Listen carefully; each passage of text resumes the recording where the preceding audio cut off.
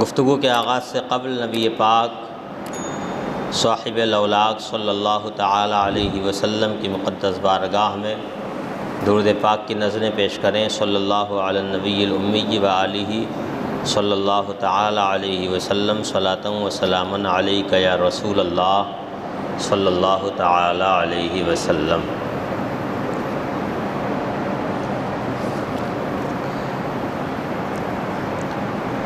حضرات، سورہ نساء کی تفسیر چل رہی ہے، چھٹا پارہ ہے۔ اس وقت 158 آیات کی تفسیر ہو چکی ہے۔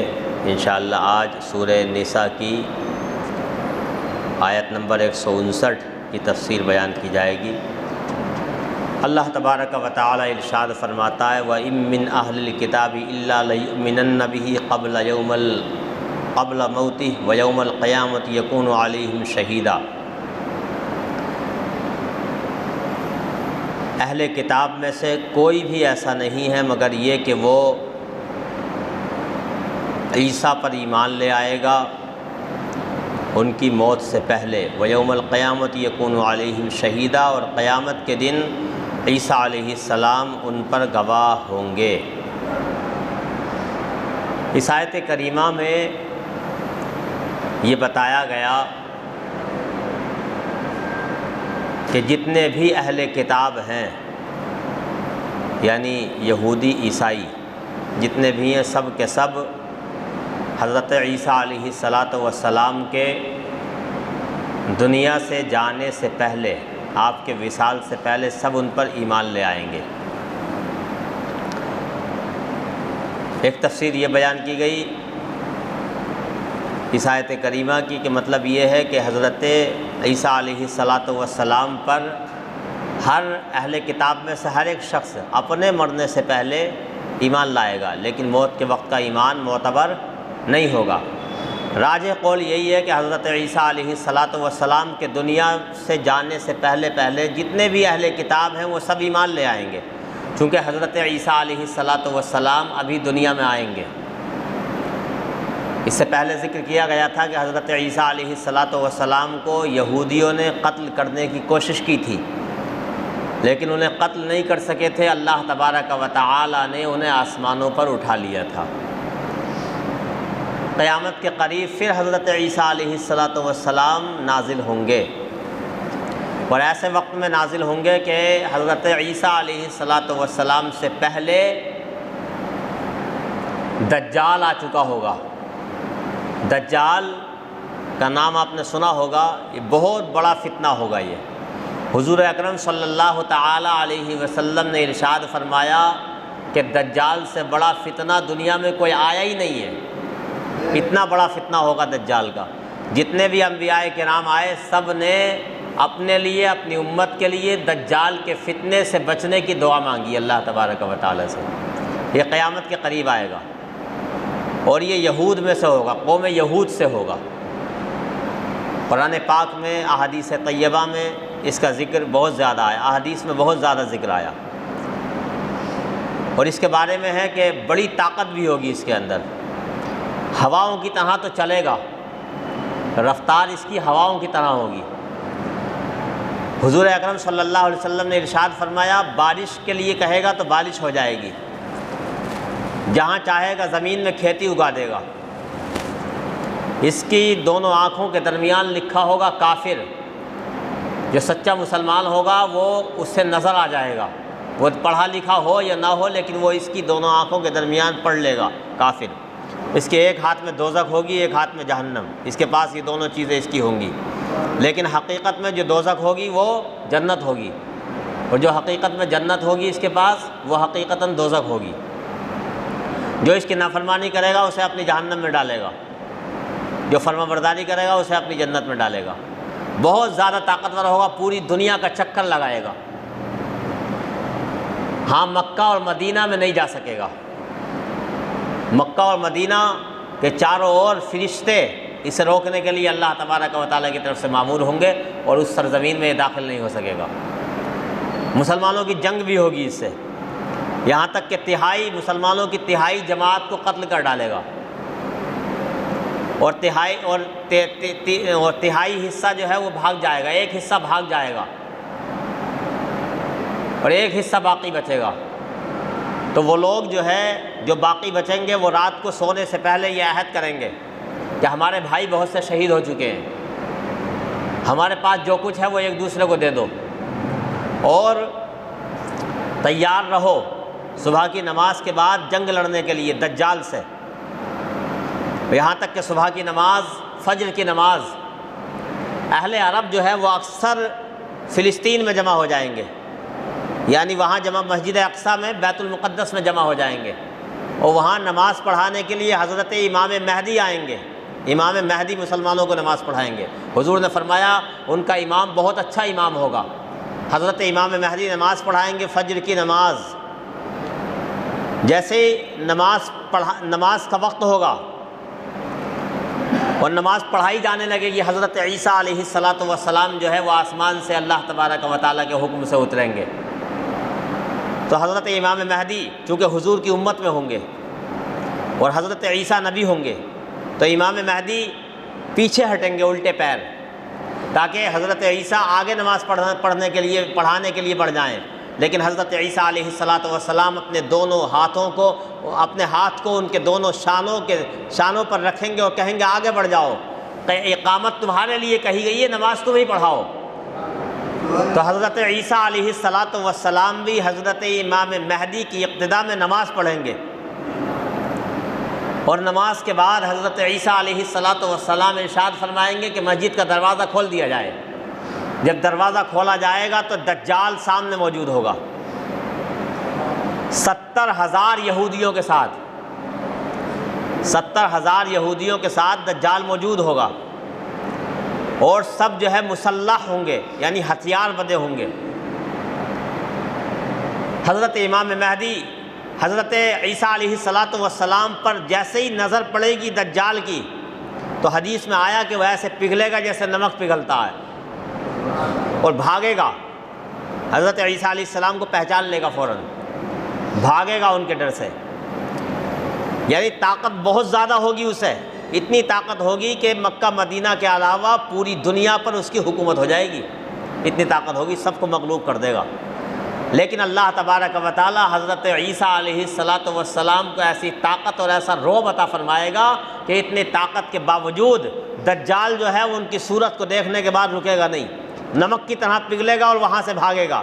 حضرت عیسیٰ علیہ السلام کہیں گے تو بھاگ کتنا بھاگتا ہے، لیکن میری ایک ضرب بھی تو برداشت نہیں کر سکے گا، ایک ضرب بھی تو میری برداشت نہیں کر سکے گا۔ حدیث پاک کا مفہوم ہے وہ بھاگے گا وہاں سے، اور فلسطین کی ایک بستی میں جو ہے حضرت عیسیٰ علیہ السلام اسے پکڑ لیں گے اور ایک ہی ضرب میں اسے قتل کر ڈالیں گے۔ حضرت عیسیٰ علیہ السلام کو اللہ تعالیٰ اتنی طاقت عطا فرمائے گا کہ وہ دجال کو قتل کر ڈالیں گے، اور دجال کے قتل ہونے کے بعد یہودی اتنے کمزور پڑ جائیں گے، اتنے کمزور پڑ جائیں گے کہ ان کے بس میں کچھ بھی نہیں ہوگا، یہاں تک کہ مسلمان انہیں قتل کریں گے، اور جب انہیں قتل کریں گے تو وہ چھپیں گے، کوئی درختوں کے پیچھے چھپے گا، کوئی پتھروں کے پیچھے چھپے گا، کوئی گھاٹیوں کے پیچھے چھپے گا۔ حدیث میں آیا، حضور نے فرمایا وہ جس چیز کے پیچھے بھی چھپیں گے وہ چیز بولنے لگے گی۔ درخت کے پیچھے چھپیں گے، درخت بولے گا میرے پیچھے فلاں یہودی چھپا ہے، مسلمان اسے مار۔ پتھر کے پیچھے چھپیں گے تو پتھر بولے گا میرے پیچھے چھپا ہے یہودی، مجھے مار، اسے مار یہودی کو، مسلمان سے، یہاں تک کہ جس چیز کے پیچھے بھی جو یہودی چھپے گا اسے مسلمان قتل کر ڈالیں گے۔ تو جتنے دجال کے ساتھ یہ ہوں گے ان سب کو جو ہے وہ مسلمان قتل کر ڈالیں گے، یعنی کوئی بھی یہودی اور عیسائی نہیں بچے گا، جو بچیں گے وہ سب کے سب جو ہے یا تو حضرت عیسیٰ علیہ السلام پر ایمان لے آئیں گے، یعنی انہیں مان لیں گے کہ واقعی حضرت عیسائی یہ مان لیں گے کہ آپ اللہ کے بیٹے نہیں ہیں، نہ آپ اللہ ہیں بلکہ آپ اللہ کے بندے ہیں اور اللہ کے پیغمبر ہیں، اس بات کو مان لیں گے، اور حضور اکرم صلی اللہ تعالیٰ علیہ وسلم کی رسالت کو تسلیم کر لیں گے اور ایمان لے آئیں گے، اور جو ایمان نہیں لائے گا اسے قتل کر دیا جائے گا، وہ دنیا میں نہیں بچے گا کوئی بھی یہودی، بلکہ سب کے سب پھر کیا ہے مسلمان ہو جائیں گے، اور پوری طاقت کے ساتھ حضرت عیسیٰ علیہ السلام دنیا میں موجود رہیں گے۔ ایک روایت کے مطابق 40 سال تک موجود رہیں گے، اور پوری دنیا میں فقط مسلمان ہوں گے، کوئی نہیں ہوگا، یعنی اسلامی حکومت ہو جائے گی۔ تو حضرت عیسیٰ علیہ السلام کے بارے میں آیا کہ حضرت عیسیٰ علیہ السلام آئیں گے اور کوئی بھی یہودی یا عیسائی نہیں رہے گا جو آپ پر ایمان نہیں لائے گا، اور جو نہیں لائے گا وہ قتل کر دیا جائے گا مسلمانوں کے ہاتھوں۔ تو ایک وقت ایسا آئے گا کہ یہودیوں کو برے طریقے سے پسپا کیا جائے گا، اور یہ ایٹمک طاقت وغیرہ سب ختم ہو جائیں گی، درختوں کے پیچھے چھپیں گے۔ یہاں تک کہ ایک درخت کے بارے میں یہ کہتے ہیں کہ وہ درخت ہمیں بچائے گا، تو وہ درخت جو ہے انہوں نے لگانے شروع کر دیے باضابطہ، اسرائیل وغیرہ میں وہ درخت بہت زیادہ لگائے جا رہے ہیں، لیکن کوئی درخت بھی انہیں نہیں بچائے گا۔ یہ ہمارے آقا صلی اللہ تعالیٰ علیہ وسلم نے احادیث طیبہ میں ارشاد فرما دیا ہے۔ دجال آئے گا قیامت کے قریب، لیکن حضور نے اس کی صورت، شکل، سب کچھ بتا دی ہے کہ وہ کس شکل کا ہوگا، اس کے بال کیسے ہوں گے، کہاں آئے گا، کیا کیا کرے گا۔ حضور نے مکمل تفصیل کے ساتھ اس کے بارے میں سب کچھ بتا دیا ہے۔ یہ حضور کا علم غیب ہے۔ ہاں، تو وہی بتایا گیا، وَإِن مِّنْ أَهْلِ الْكِتَابِ إِلَّا لَيُؤْمِنَنَّ بِهِ قَبْلَ مَوْتِهِ، اور اہل کتاب میں سے کوئی بھی نہیں رہے گا مگر یہ کہ وہ ایمان لے آئے گا ان کی موت سے پہلے، یعنی حضرت عیسیٰ علیہ السلام کے دنیا سے جانے سے پہلے ایمان لے آئے گا۔ جو ایمان نہیں لائے گا اسے قتل کر دیں گے مسلمان۔ وَيَوْمَ الْقِيَامَةِ يَكُونُ عَلَيْهِمْ شَهِيدًا، اور قیامت کے دن حضرت عیسیٰ علیہ السلام ان پر گواہ ہوں گے۔ مطلب یہ ہے کہ حضرت عیسیٰ قیامت کے دن گواہی دیں گے یہود کے خلاف اور نصارہ کے خلاف، یعنی عیسائیوں کے خلاف اور یہود کے خلاف۔ وہ کہیں گے کہ انہوں نے میری ماں پر الزام لگایا تھا اور مجھے خدا کا بیٹا کہا تھا، یا مجھے خدا کہا تھا۔ عیسائیوں میں دو فرقے ہیں، ایک ہے وہ حضرت عیسیٰ علیہ السلام کو خدا مانتا ہے، اور ایک ہے خدا کا بیٹا مانتا ہے۔ دونوں کے خلاف حضرت عیسیٰ علیہ السلام یہودیوں کے خلاف بھی اور عیسائیوں کے ان دونوں فرقوں کے خلاف بھی قیامت کے دن گواہی دیں گے۔ فَبِظُلْمٍ مِّنَ الَّذِينَ هَادُوا حَرَّمْنَا عَلَيْهِمْ طَيِّبَاتٍ أُحِلَّتْ لَهُمْ وَبِصَدِّهِمْ عَن سَبِيلِ اللَّهِ كَثِيرًا، یہودیوں کے ظلم کی وجہ سے ہم نے ان پر بہت سی پاکیزہ چیزوں کو حرام کر دیا جو ان کے لیے حلال کی گئی تھی۔ وَبِصَدِّهِمْ، اور اس وجہ سے کہ انہوں نے اللہ تبارک و تعالیٰ کے راستے سے بہت سے لوگوں کو روکا۔ وَأَخْذِهِمُ الرِّبَا، اور اس وجہ سے کہ انہوں نے سود لیا۔ وَقَدْ نُهُوا عَنْهُ، حالانکہ انہیں سود سے منع کیا گیا تھا۔ وَأَكْلِهِمْ أَمْوَالَ النَّاسِ، اور انہوں نے لوگوں کا مال ناحق کھایا۔ وَأَعْتَدْنَا لِلْكَافِرِينَ مِنْهُمْ عَذَابًا عَلِيمًا، اور ہم نے ان میں سے کافروں کے لیے دردناک عذاب تیار کر رکھا ہے۔ اس آیت کریمہ میں اللہ تبارک و تعالی نے ارشاد فرمایا کہ یہودیوں کی کچھ نافرمانیوں کی وجہ سے بہت سی نعمتوں کو ان سے روک دیا گیا۔ بہت سی چیزیں جو اللہ تبارک و تعالی نے حلال کی تھیں ان کے لیے حرام کر دی گئیں، اور ان کے ظلم کیا تھے، ان کے جرائم کیا تھے۔ کچھ جرائم کو یہاں جو ان کے بڑے بڑے جرم تھے وہ بیان کیے گئے۔ ایک یہ کہ وہ ظلم کرتے تھے، لوگوں پر، کمزوروں پر ظلم کرتے تھے۔ دوسرا یہ کہ وہ اللہ تبارک و تعالیٰ کے راستے سے لوگوں کو روکا کرتے تھے۔ اور تیسرا یہ کہ وہ سود کھاتے تھے، سود لیتے تھے، سود، رشوت اور سود لیتے تھے۔ اور چوتھا یہ کہ وہ لوگوں کے مال ناحق کھاتے تھے۔ اس کا مطلب یہ ہے کہ یہ گناہ بہت بڑے ہیں، کہ خاص طور سے ان کے بارے میں یہ بتایا گیا کہ یہودیوں نے یہ گناہ کیے، یہ جرائم کیے، تو اللہ تبارک و تعالی نے بہت سی نعمتوں کو ان سے چھین لیا، یا ان پر حرام کر دیا، یا ان سے روک لیا۔ پہلا کیا؟ ظلم بھی بہت بڑا گناہ ہے، ایک دوسرے پر زیادتی کرنا۔ حدیث پاک میں آیا کہ قیامت کے دن ظلم جو ہے وہ تاریکیوں کا، اندھیروں کا سبب ہوگا۔ ایک حدیث میں حضور اکرم صلی اللہ علیہ وسلم نے ارشاد فرمایا کہ اے میرے صحابہ، جانتے ہو مفلس کون ہے؟ صحابہ نے عرض کیا یا رسول اللہ، ہم تو یہی جانتے ہیں جس کے پاس مال نہ ہو، جس کے پاس دولت نہ ہو۔ حدیث کا مفہوم ہے جس کے پاس دولت نہ ہو وہ مفلس ہے۔ حضور نے فرمایا قیامت کے دن مفلس وہ شخص ہوگا جو بہت سی نیکیاں لے کر کے آئے گا، بہت سی نیکیاں لے کر کے آئے گا، لیکن اس نے کسی کو گالی دی ہوگی، اس نے کسی کا مال کھایا ہوگا، اس نے کسی پر ظلم کیا ہوگا، اس نے کسی کو مارا ہوگا۔ تو قیامت کے دن ان ظالم کی نیکیاں، جو نیکیاں لے کر کے آئے گا، مظلوموں کو دی جائیں گی۔ گالی دینے والے کی نیکیاں اس کو دی جائیں گی جسے گالی دی تھی، اس نے صبر کر لیا تھا۔ کسی کو تھپڑ مارا تھا تو اس تھپڑ مارنے والے کی نیکیاں اس کو دی جائیں گی جسے تھپڑ مارا گیا تھا، کسی پر ظلم کیا تھا تو ظلم کرنے والے کی نیکیاں اس کو دی جائیں گی جس پر ظلم کیا گیا تھا۔ حضور فرماتے ہیں قیامت کے دن تو مفلس یہ شخص ہوگا۔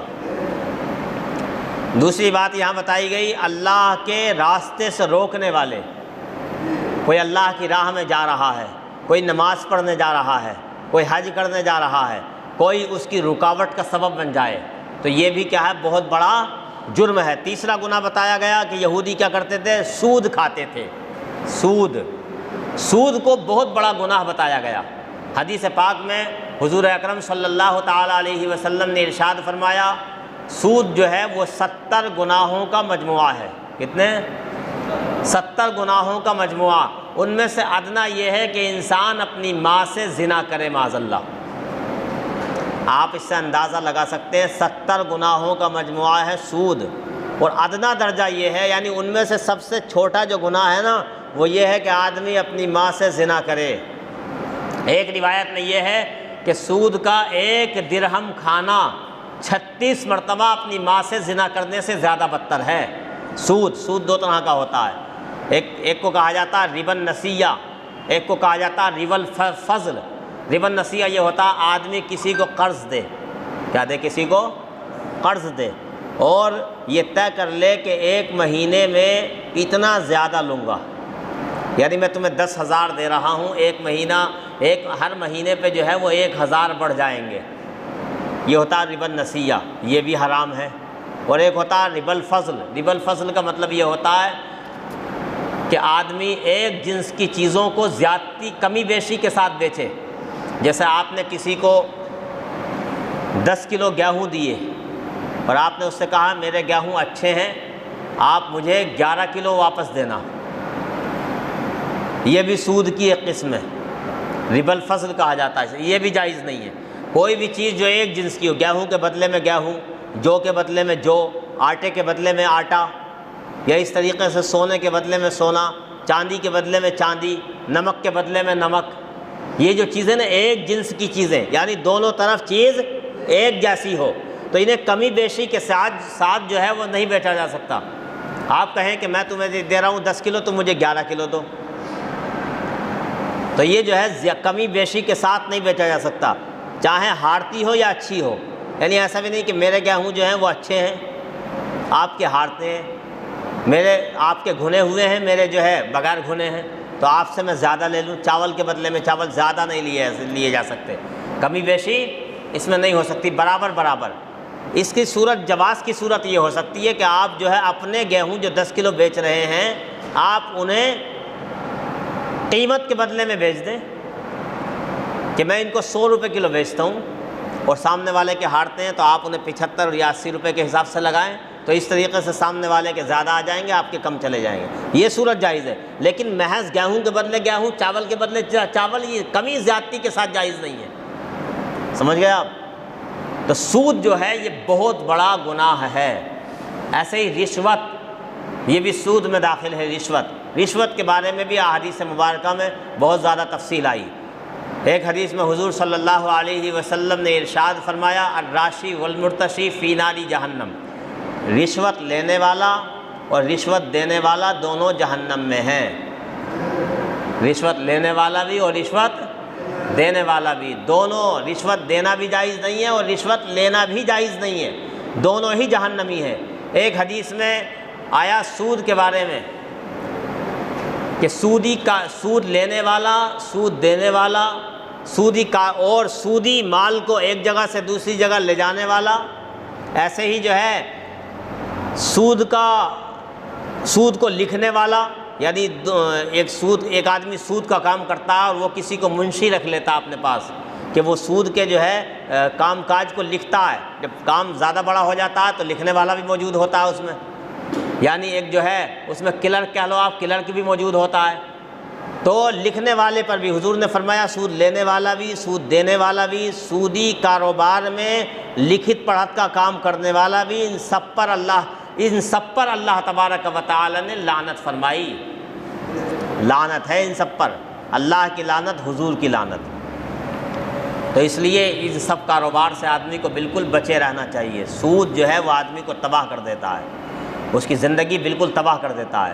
ایک وقت ایسا آتا وہ دنیا میں بھی تباہ ہو جاتا ہے اور آخرت تو اس کی تباہ ہو ہی جاتی ہے، سارے کے سارے نیک اعمال اس کے برباد ہو جاتے ہیں سود کی وجہ سے۔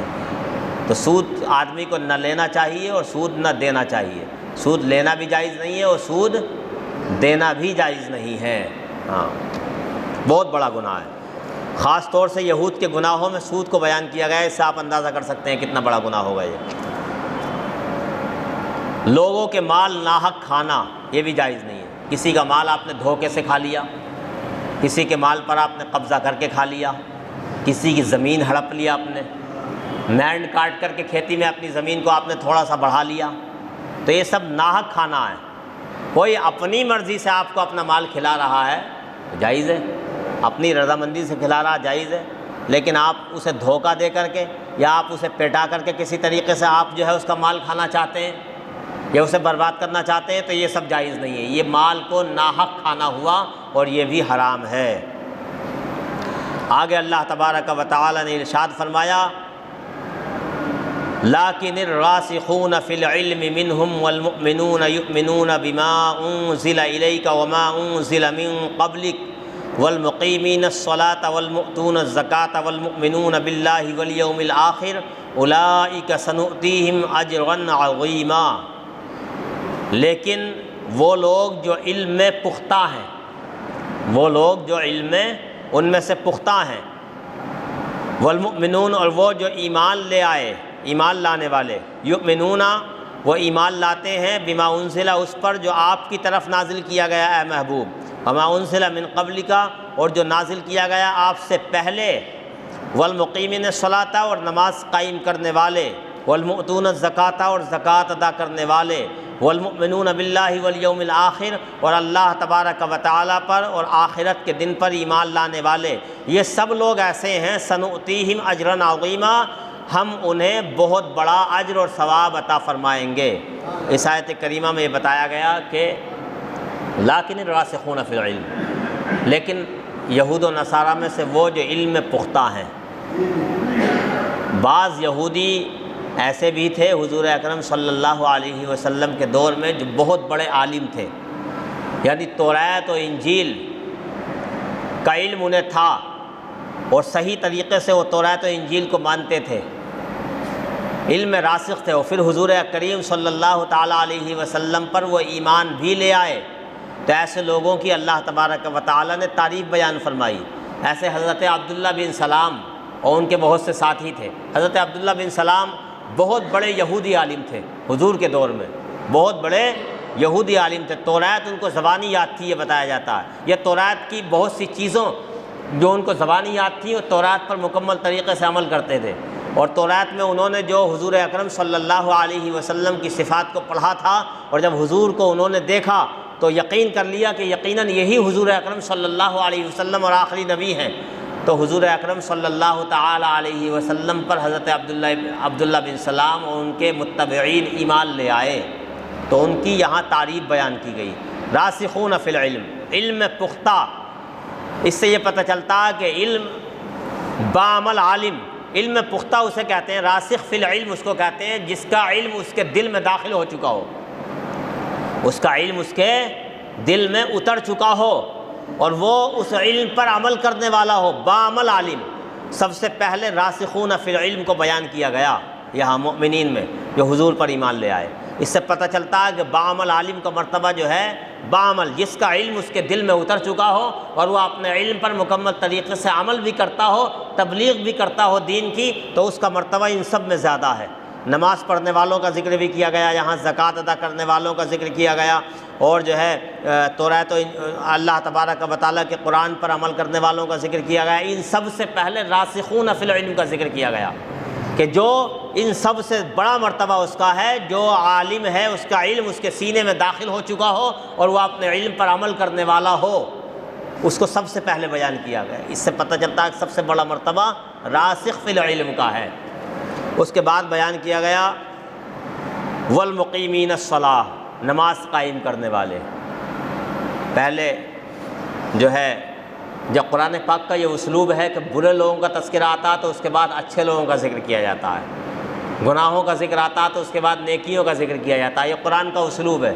یہاں بھی پہلے جو ہے یہود کا ذکر کیا گیا، برائیوں کا ذکر کیا گیا، ان کے گناہوں کا ذکر کیا گیا، سود کا ذکر کیا گیا، اس کے بعد ڈائریکٹ جو ہے اچھائیوں کا ذکر کیا گیا، چونکہ چیزیں جو ہیں وہ اپنی ضدوں سے پہچانی جاتی ہیں۔ آدمی دن کو پہچانتا رات سے، رات نہ ہوتی تو دن کا کیسے پتہ چلتا کہ یہ دن ہے، دن نہ ہوتا تو رات کو نہیں پہچانا جاتا، اگر اچھے لوگ نہ ہوتے تو بروں کو نہیں پہچانا جاتا، برے نہ ہوتے تو اچھوں کو نہیں پہچانا جاتا۔ اچھائیاں برائیاں دونوں ہیں تو چیزیں جو ہیں وہ اپنی ضدوں سے پہچانی جاتی ہیں، اس لیے پہلے برائیوں کا ذکر کیا جاتا ہے تو بعد میں اچھائیوں کا ذکر کیا جاتا ہے کہ برائیوں کا انجام یہ ہے تو اچھائیوں کا انجام کیا ہے، جہنم کا عذاب یہ ہے تو پھر جنت کی نعمتیں کیا ہیں۔ یہ اللہ تبارک و تعالیٰ کا ایک انداز ہے قرآن پاک کا۔ تو بیان کیا گیا نماز پڑھنے والے، نماز کا ذکر جو قرآن میں جگہ جگہ آتا ہے، اس سے پتہ چلتا ہے کہ نماز جو ہے وہ بڑا اہم ذریعہ ہے اللہ تبارک و تعالیٰ کے قرب حاصل کرنے کا۔ اس لیے کچھ بھی ہو جائے ہمیں نماز تو چھوڑنی نہیں چاہیے کسی بھی حالت میں، نماز آدمی کو ہمیشہ پڑھتے رہنا چاہیے۔ نماز بہت سے لوگ کہتے ہیں صاحب یہ نماز پڑھتا گناہ بھی کرتا رہتا ہے، اس کی نمازوں کا کیا فائدہ؟ نہ پڑھنے والے کہتے ہیں اس طرح کی بات ہے، جو نماز نہیں پڑھتے وہ کہتے ہیں ارے تو یہ نماز بتیری پڑھ لیا، ہم دیکھ رہے ہیں بتیرے گناہ کر رہا ہے، وہ گناہ کر رہا ہے، وہ گناہ کا عذاب اس کے اوپر ہوگا، لیکن ایک بڑا کام جو نماز کا کر رہا ہے اس کا ثواب تو اسے ملے گا کہ نہیں ملے گا، اور فرض کی ادائیگی ہوگی کہ نہیں۔ اور نماز جب بندہ پڑھتا رہتا تو ایک وقت نماز کی برکت کا وہ ضرور آتا ہے کہ وہ گناہوں کو بھی چھوڑ دیا کرتا ہے، اور اللہ تبارک و تعالیٰ نماز کی برکت سے اسے جنتی بنا دیتا ہے، ایک وقت ضرور آتا ہے ایسا۔ ہاں تو اس طرح کے الفاظ بالکل نہیں بولنے چاہیے آدمی نماز پڑھنے والے کے بارے میں۔ ہاں یہ کہنا چاہیے بھئی یار آپ تو نماز بھی پڑھ لو، یہ برائیاں بھی چھوڑ دو تو کیا بہتر ہوگا، یہ ایک الگ بات ہو گئی، لیکن اعتراض کے طور پہ یہ کہنا ارے تو نماز پڑھ رہا دیکھ رہے ہیں گناہ بھی بتیرے کر رہا تو تیری ایسی نمازیں قبول نہ ہوں گی، تو یہ باتیں کہنا غلط ہے بالکل۔ ایک آدمی نماز پڑھ رہا تو یہ بڑی بات ہے، تو انشاءاللہ نماز پڑھنے والا ایک وقت نماز کی برکت ہے اسے اللہ تعالیٰ ضرور عطا فرمائے گا۔ والمقیمین الصلاۃ والمؤتون الزکاۃ، اور یہاں دیکھو نماز پڑھنے والوں کی تعریف کی گئی اور اس کے بعد میں زکوٰۃ ادا کرنے والوں کی تعریف بیان کی گئی۔ زکوٰۃ ادا کرنے والے بھی اللہ تبارک و تعالیٰ کے یہاں بہت بڑا مقام رکھتے ہیں، جگہ جگہ قرآن پاک میں نماز کے بعد زکوٰۃ کا ذکر ہے، تو زکوٰۃ بھی ہمیں ضرور ادا کرنی چاہیے۔ یہ بالکل نہیں سوچنا چاہیے کہ زکوٰۃ سے ہمارے مال میں کوئی کمی آئے گی، دینے والا اللہ ہے، آپ زکوٰۃ نہ بھی ادا کریں تو اللہ چاہے تو ایک جھٹکے میں سارا مال ختم کر دے۔ اور ایسے واقعات آپ آئے دن دیکھتے بھی رہتے ہیں کہ بڑے بڑے مالدار جو ہے وہ گھنٹوں میں جو ہے وہ آسمانوں کی بلندیوں سے زمین پہ گر جاتے ہیں، نہیں ہوتا ایسا ہوتا ہے۔ تو اللہ تبارک و تعالیٰ کی رضا کے لیے آدمی اللہ کی راہ میں مال خرچ کرے گا تو کبھی اس کا مال ختم نہیں ہوگا، اس سے یا زکوٰۃ میں کمی نہیں آئے گی۔ یہاں تک کہ علماء نے لکھا، حضرت مفتی احمد یار خان نعیمی بہت بڑے عالم گزرے ہیں، انہوں نے لکھا ہے کہ یہ تجربہ ہے کہ جو زکوٰۃ ادا کرتا ہے، زکوٰۃ ادا کرنے والوں کی تاریخ یہ رہی ہے کہ زکوٰۃ ادا کرنے والا دوسرے سال زیادہ زکوٰۃ ادا کرتا ہے، یعنی اس سال اگر اس کی زکوٰۃ 10,000 نکل رہی ہے تو وہ تجربہ کر کے دیکھ لے اگلے سال آٹومیٹک اس کی 10,000 وہ جو ہے زکوٰۃ وہ 12,000 یا 13,000 نکلے گی، یعنی بڑھ جائے گی۔ اس کا مطلب کیا ہوا؟ زکوٰۃ بڑھے گی، کیوں؟ اس لیے کہ مال بڑھا۔ اگر مال کم ہوتا تو زکوٰۃ کم ہوتی نا، لیکن اس سال جتنی زکوٰۃ آدمی نکالتا ہے اگلے سال اس سے زیادہ نکالتا ہے، اس کا مطلب یہ ہے کہ اس کا مال بڑھ رہا ہے۔ بھائی زکوٰۃ تو 2.5% ہے نا، اس سال اگر 2,500 آدمی نے زکوٰۃ نکالی اور اگلے سال 5 نکال رہا ہے تو اس کا مطلب 1 لاکھ سے روپے 2 لاکھ ہو گئے، آمد بڑھ گئی۔ اور یہ تجربہ ہے، کوئی بھی کر کے دیکھ سکتا ہے اس تجربے کو، اس سال زکوٰۃ نکالے تو اگلے سال اس کی زکوٰۃ زیادہ نکلتی ہے، اس کا مطلب یہ ہے یعنی زیادہ تر ایسا ہوتا ہے۔ باقی اگر اس کے خلاف کبھی ہو جائے تو اللہ تبارک و تعالیٰ کی حکمت ہے، اس کے بارے میں ہم کوئی گفتگو نہیں کر سکتے، لیکن زیادہ تر ایسا ہوتا ہے کہ آدمی زکوٰۃ دوسرے سال اپنی زیادہ نکالتا ہے۔ اس سے پتہ چلتا ہے کہ مال زکوٰۃ سے گھٹتا نہیں بلکہ مال زکوٰۃ سے بڑھتا ہے۔ تو ایک تو مال میں بڑھوتری کا فائدہ، دوسرا اللہ تبارک و تعالیٰ کا ایک جو فرض تھا تمہارے اوپر قرض تھا وہ اتر جائے گا، تیسرا یہ کہ زکوٰۃ کی وجہ سے اللہ تبارک و تعالیٰ کے پسندیدہ بندوں میں آپ آ جائیں گے، چوتھا یہ کہ اللہ تبارک و تعالیٰ آپ کو ثواب عطا فرمائے گا، جس کا ذکر یہاں اللہ نے خود فرمایا کہ نماز قائم کرنے والے، زکوٰۃ ادا کرنے والے اور اللہ تبارک و تعالیٰ پر اور آخرت کے دن پر ایمان لانے والے، اولئک سنؤتیہم اجرا عظیما، یہ وہ لوگ ہیں جنہیں ہم عن قریب بہت بڑا ثواب اور اجر عطا فرمائیں گے۔ اللہ تعالیٰ ہم سب کو نیکوں کی فہرست عطا فرمائے، اور اللہ تعالیٰ ہم سب کو نماز پڑھنے اور زکوٰۃ ادا کرنے اور اللہ اور یوم آخرت پر پختہ ایمان لانے کی توفیق عطا فرمائے۔ وما علینا الا البلاغ المبین۔